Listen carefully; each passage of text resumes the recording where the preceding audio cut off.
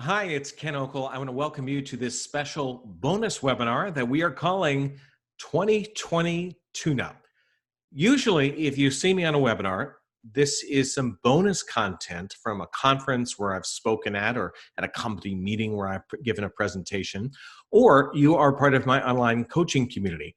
We also wanted today to invite in everyone else to give them kind of a snapshot. What I did was I asked folks to send in a few questions that they might have to improve their performance at work in 2020. I've picked 3 of them, and I'm going to go through them, give you my thoughts and some tips that hopefully you're able to use right away on the job to make you more effective. Because I realize you may be in that situation where you're good at your job, you get things done, you perform at a high level, but maybe you're like, something's missing. I got to get a little better. So we want to do that today. I want to try to empower you and give you that opportunity to take your performance to the next level. So the first question is, Ken, I find myself at work struggling a lot with time because I'm interrupted all the time by my staff. They are good people. I like them, but they're making my job hard. And more, I'm having to take work home or work on the weekend just to catch up. How can I control these interruptions? Okay, well, as you can see, I put up on the screen, create barriers. And I think this is something important for people to do. And sometimes they're nervous about doing them. So we're going to talk about 2 types of barriers. The first type, this is more like a brick wall where it is difficult for people to access you. This can be as simple as closing your door. I cannot tell you how many people get very nervous when they're in a situation where they have to close a door. It just makes them feel uncomfortable. But I think that can be useful if you really need to be able to get 20, 30 minutes, an hour, that time where you can focus on your work, a special project, employee evaluations, whatever that thing is that you need to do, where having a good amount of time to focus is important, and it's important to do this without interruptions. So what I say, if you feel a little nervous about closing your door, put up a little sign. Make it kind of humorous and fun. I sometimes suggest something like, hunting dragons, please come back later unless it's an emergency. The idea is you're using some humor, but getting across the point that, hey, I got to work on some stuff, so leave me alone if you can. Another way you can do this, you close the door. Also make sure, are you turning off the notifications for your email and your phone?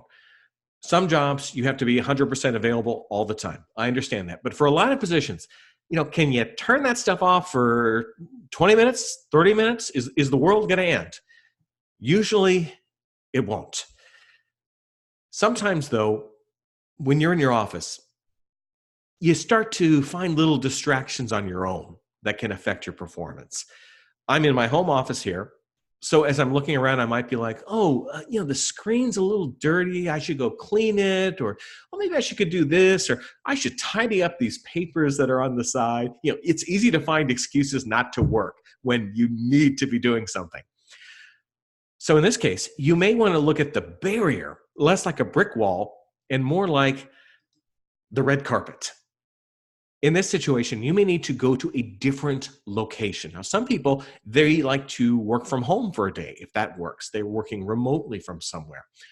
Often, a simple way to do this is to say in your organization, do you have a room that doesn't get used too much, like a conference room, where it's a place that's quiet, there's no little distractions for you there, and it's just separate enough from your office where people won't be able to find you as quickly, and you won't be as distracted as much. You can focus on some of your work. So try that as well. And these things can also be good for their training employees to think about, maybe I shouldn't bother you right now. Give them some space. The thing I'm talking about can wait. We are today so into instant gratification. In so many ways, it's fantastic. But there comes those times when we just are telling our boss something because we just thought of it, and maybe it could wait. So in these scenarios, I suggest as a supervisor, as a manager, a leader, tell your employees, hey, at the beginning of the day, open up an email to me. Put in those little thoughts that you think about. Now, these are the things that are not urgent. Something's not burning down. There's not going to be an explosion if they don't get an immediate response. These are just questions that they have. Have them start that. Then at a predetermined time, maybe 3 o'clock in the afternoon, you send that email. The supervisor is able to go through the list, kind of triage everything, focus 100% on helping out that employee rather than being in a situation where they're having to stop what they're doing, focus on the question, get back to what they were doing. Often what happens there is people, they lose their attention, they're not as focused, and suddenly things aren't communicated well. So that allows you to focus on all those little questions at one time. So consider that maybe a tactic that you can do to protect your performance, to make you more productive on the job. Just introduce some barriers. Doesn't have to be all day, but just for those special times when you really need to focus. This is a special time for me to take a sip of water. Hydration is always important. The next question we have.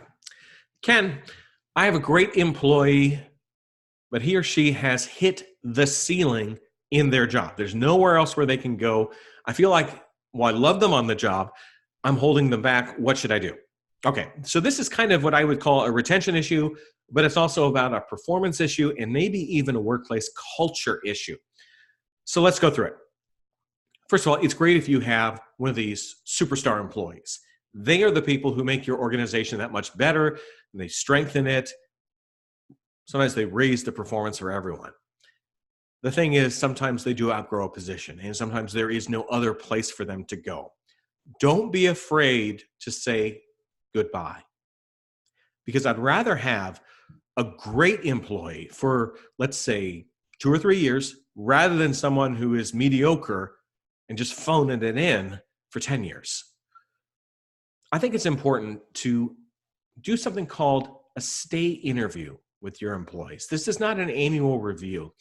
This is an opportunity for you to get one-on-one with an employee and talk to them about the big picture, how things are going in their position, and would they like to do more? Are there other responsibilities they'd like to take on? Do they have skills that aren't being tapped that they'd like to explore?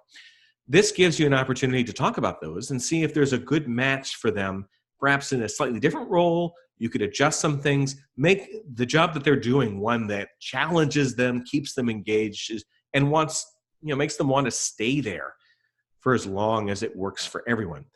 The discussion may also reveal the fact that the employee has hit the ceiling. They're a little bored and they don't know what to do. Maybe they don't realize opportunities that they might be able to pursue at similar organizations.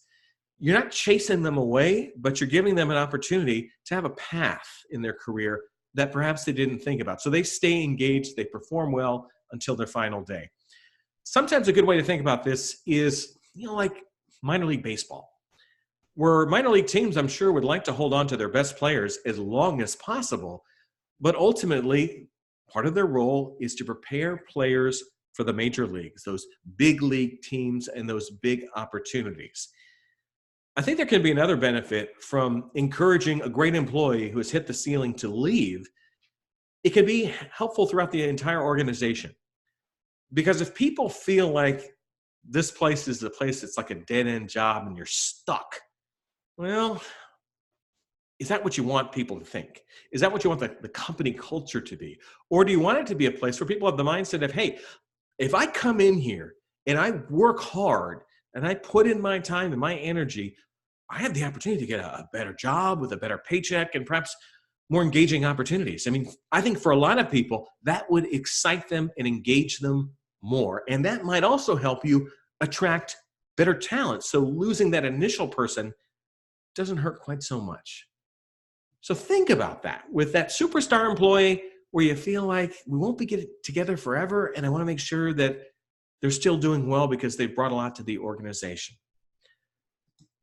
The other question I have is about an organization doing well during those periods of time when an important employee is out of the office. Now, this could be often it's for things that are serious, like they're in an accident, a family member is sick, someone is off the job for an extended period of time, and you don't know when they're coming back, and they perform essential functions. What can happen is, if people don't know those essential functions, stuff starts to not get done, and it can affect things in a really negative way.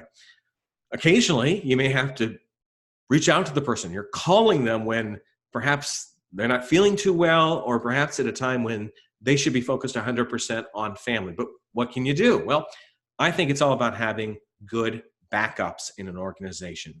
You want to make sure that people have a backup within the organization that understands those essential functions of the job. So let's go through what I think works very well. First part of it is you want to have periodic trainings where you go over those functions that if someone's out of the office, someone will need to perform. I think it's good to do these twice a year.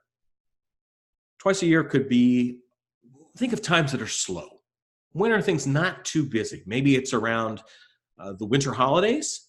Maybe it's around something like the 4th of July. You kind of spread it out every 6 months. Find a time when people can get together. They're not too rushed. They can spend an hour or so going over the functions of the job. So this can be important because over time, little things could change. Let's say it's a position that involves accounting and the accounting software changed from one company to the other. Well, the backup may not know anything about this, and that could really throw them. Passwords and stuff may be updated over time. You want to make sure the person knows how to log into the system that they need to use. I also think it's very important that the information about the backup is readily available. So it's in a binder or a computer folder. And here's the big thing. You have to make sure that these are easily findable.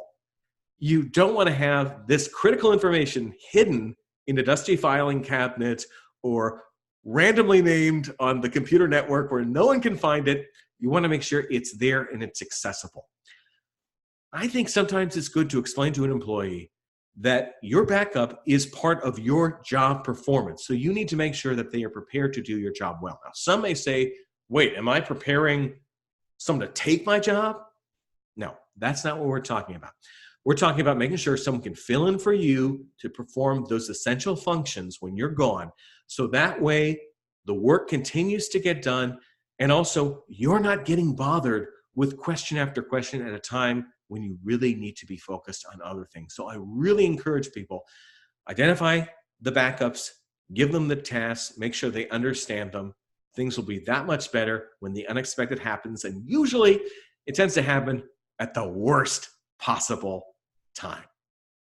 I hope you've enjoyed this session. I hope you have gotten some good information from it, some actionable tips that you can use right away. And I want to give you an opportunity to spend some more time with me. So, want to find out more about me? Ooh, let's make me a little smaller so you see more of that picture. I want to make sure my mom stays happy. Thank you very much for spending a few minutes with me, and I hope this webinar was useful. Usually, this is available to my speaking clients and also the people who are in my coaching inner circle. We may do some more of these webinars in the future.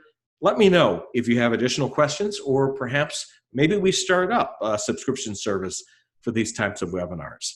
Find out more about me. Go to my website. It's right there, kenokel.com. That's my name. I want to also tell you about my podcast. It comes out every week on Wednesdays. We're up to about episode 450. So I've been doing these for a while. It's a format that works very well. We give kind of one little nugget or tip per week. Very easy to take in, connects you to the weekly learning. Also want to let you know on the social media side, sites that I'm mostly involved with, Twitter, YouTube, LinkedIn.